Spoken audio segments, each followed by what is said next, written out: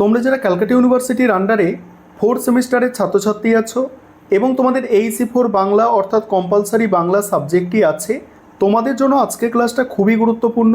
আজকের ক্লাসে তোমাদের পোস্টমাস্টার ছোট গল্প, যেটা রবীন্দ্রনাথ ঠাকুরের লেখা, এই গল্প থেকে 50টি গুরুত্বপূর্ণ MCQ প্রশ্নোত্তর নিয়ে আলোচনা করব।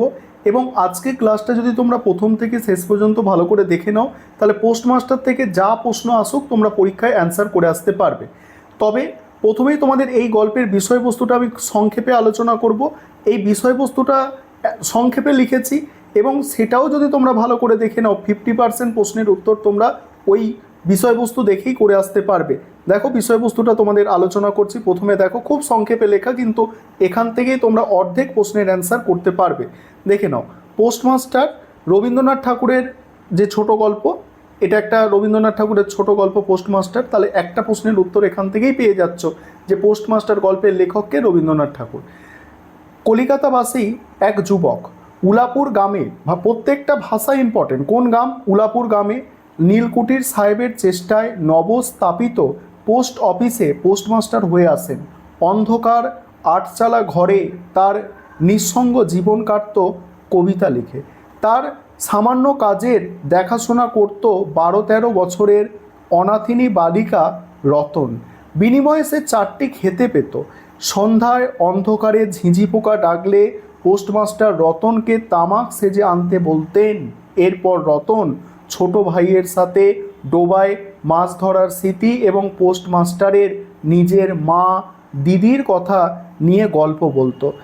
বৃষ্টির দিনে তিনি রতনকে স্বরে অ স্বরে আ পড়াতে শুরু করেন। কবে? বৃষ্টির দিনে, বৃষ্টির দুপুরে আর কি। শ্রাবণ মাসের প্রবল বর্ষায় পোস্টমাস্টার জ্বরে আক্রান্ত হলে রতন স্নেহময়ী জননীর স্থান অধিকার করে তার সেবা করে। রোগমুক্ত হয়ে তিনি বদলির আবেদন করেন, যা নামঞ্জুর হওয়ায় তিনি চাকরিতে ইস্তফা দিয়ে বাড়ি ফিরে যাওয়ার সিদ্ধান্ত নেয়। রতন তার সাথে যাওয়ার ইচ্ছা প্রকাশ করলেন। তিনি সে কি করে হবে বলে খারিজ করেন। যাওয়ার সময় তিনি কিছু টাকা দিতে চাইলে অভিমানী রতন তা নিতে অস্বীকার করে। বলেন তোমার দুটি পায়ে পড়ি, আমার জন্য কাউকে কিছু ভাবতে হবে না। কলকাতার অভিমুখে নৌকায় বসে পোস্টমাস্টারের মনে দার্শনিক তত্ত্ব জাগে, পৃথিবীতে কে কাহার। কিন্তু রতনের অশ্রু জলে ভাসতে থাকে, দাদাবাবু ফিরে আসবে এই মিথ্যা আশায় সে পোস্ট অফিসের চারপাশে ঘুরে বেড়ায়। লেখক তাই বলেছেন, হায় বুদ্ধিহীন মানব হৃদয়।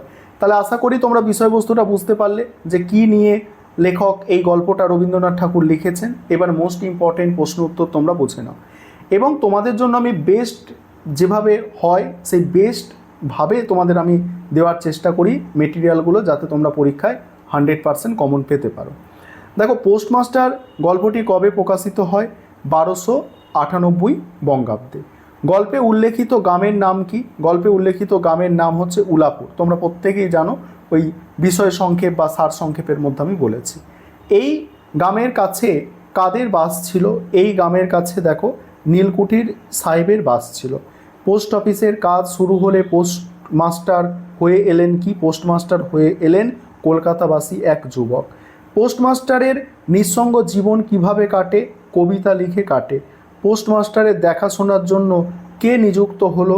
দেখো, অনাথিনী বালিকা রতন। রতনের বয়স কত? রতনের বয়স হচ্ছে 12-13 বছর। পোস্টমাস্টারের বেতন কত ছিল? পোস্টমাস্টারের বেতন অতি সামান্য। চারিদিকে অন্ধকার নেমে এলে কি ডাকতে শুরু করে?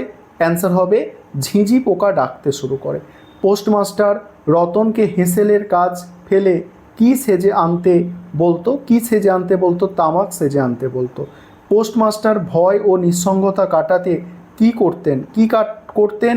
রতনের সঙ্গে গল্প করতেন। রতনের সবচেয়ে বেশি কাকে মনে পড়তো? রতনের সবচেয়ে বেশি মনে পড়তো ছোট ভাইকে।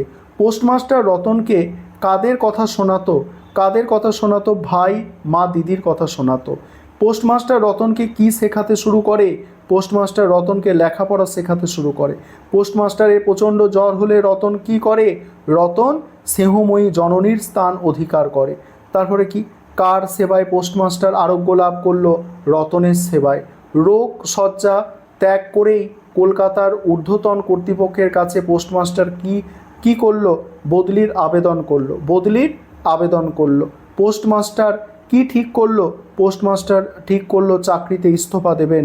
পোস্টমাস্টার কি রতনকে সঙ্গে নেবেন? অ্যান্সার হচ্ছে না, সঙ্গে নেবেন না। পোস্টমাস্টারের দেওয়া টাকা কে গ্রহণ করলো না? অভিমানী রতন টাকা গ্রহণ করলো না। সামান্য গ্রামের বালিকার করুণ মুখচ্ছবি কার মনে ভেসে উঠেছিল? পোস্টমাস্টারের মনে ভেসে উঠেছিল।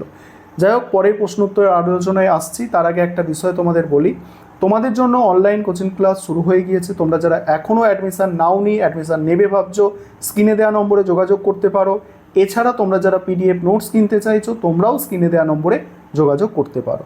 পরের প্রশ্ন আছে, নৌকা দ্রুত গতিতে কোন অভিমুখে চলেছে? অ্যান্সার হচ্ছে, দেখো অ্যান্সার হচ্ছে কলকাতার অভিমুখে চলেছে।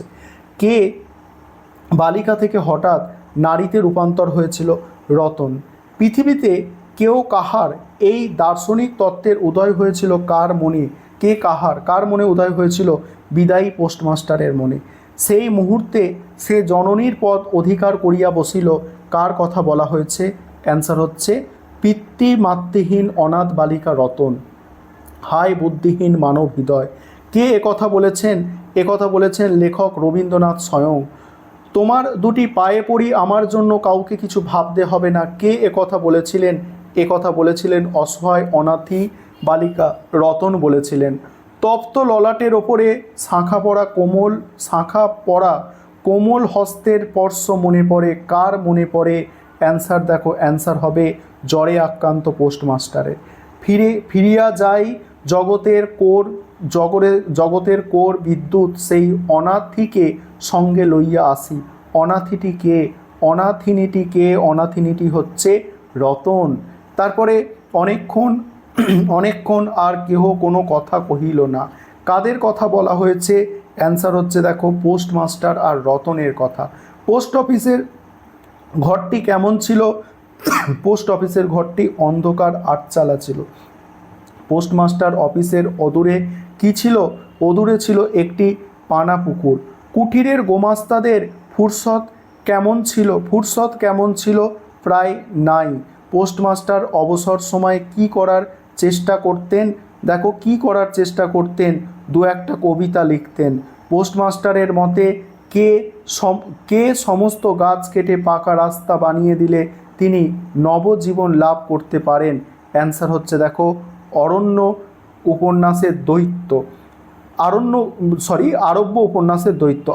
উপন্যাসের দৈত্য। রতন পোস্টমাস্টারের কাজকর্ম করে দেওয়ার বিনিময়ে কি পেত? চারটি খাইতে পেত। সন্ধ্যার সময় গ্রামের বাউলের দল কি বাজিয়া গান জুড়ত? খোল করতাল বাজিয়া গান জুড়ত। পোস্টমাস্টার সন্ধ্যায় ঘরে কি জ্বালিয়া রতনকে ডাকতেন? দেখো ক্ষীণ শিখা প্রদীপ জ্বালিয়ে। রতনের ডাক পড়লে সে প্রথমে কি বলতো? প্রথমে বলতো কি গা বাবু, কেন ডাকছো? তারপরে তামাক সাজতে বলার পর রতন কিভাবে ঘরে প্রবেশ করত? অ্যান্সার হচ্ছে দুটি গাল ফুলিয়া, মানে কলিকায় ফুঁ দিতে দিতে। তারপরে রতনের বাবার কথা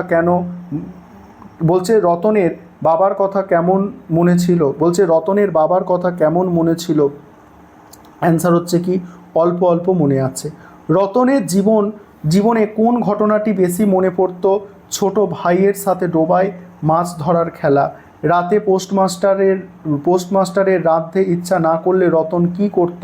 রতন উনান ধরিয়া খানকয়েক রুটি সেঁকে আনিত। তারপরে কি বলা হচ্ছে দেখো, পোস্টমাস্টার তার ঘরের লোকজনকে কি বলে রতনের কাছে উল্লেখ করতেন মা, দিদি, দাদা, এরকম। বৃষ্টির দুপুরে পোস্টমাস্টার রতনকে কি শেখাতে শুরু করলেন? স্বরে অ, স্বরে আ, এইগুলো। কোন মাসে, বর্ষণের আর অন্ত নেই, খুব বর্ষা হচ্ছিল কোন মাসে? শ্রাবণ মাসে। বর্ষায় গ্রামের রাস্তার চলাচল বন্ধ হলে কিভাবে হাটে যেতে হতো? নৌকায় করে। বাদলার দিনে রতন কি নিয়ে পোস্টমাস্টারের ঘরে প্রবেশ করেছিল? খুঙ্গি পুঁথি নিয়ে। অসুস্থ পোস্টমাস্টার রতনকে প্রথমে কি করতে বলেছিল, কপালে হাত দিয়ে দেখতে বলেছিল। তারপর রতন পোস্টমাস্টারের অসুস্থতার সময় কার পদ অধিকার করে বসিল? অ্যান্সার হচ্ছে জননীর পদ অধিকার করে বসিল। তারপরে দেখো, বদলির দরখাস্ত মঞ্জুর না হয় পোস্টমাস্টার কি সিদ্ধান্ত নিল? কাজের মানে কাজের জবাব দিয়া বাড়ি যাইবেন, অর্থাৎ জবাব মানে কি, ইস্তফা দিয়ে। পোস্টমাস্টার যখন রতনকে বললেন তিনি চলে যাচ্ছেন, তখন কিসের শব্দ শোনা যাচ্ছিল? জীর্ণ জীর্ণ চাল ভেদ করিয়া বৃষ্টির জল পড়ার। এবং বাকি কয়েকটা প্রশ্ন আছে, টোটাল 60টা প্রশ্ন এখান থেকে তোমাদের জন্য আমি তৈরি করে দিয়েছি এবং তোমাদের আমি বিষয় সংক্ষেপটাও বলে দিলাম। এগুলো করলে এখান থেকে যতই প্রশ্ন আসুক তোমরা অ্যান্সার করে আসতে পারবে।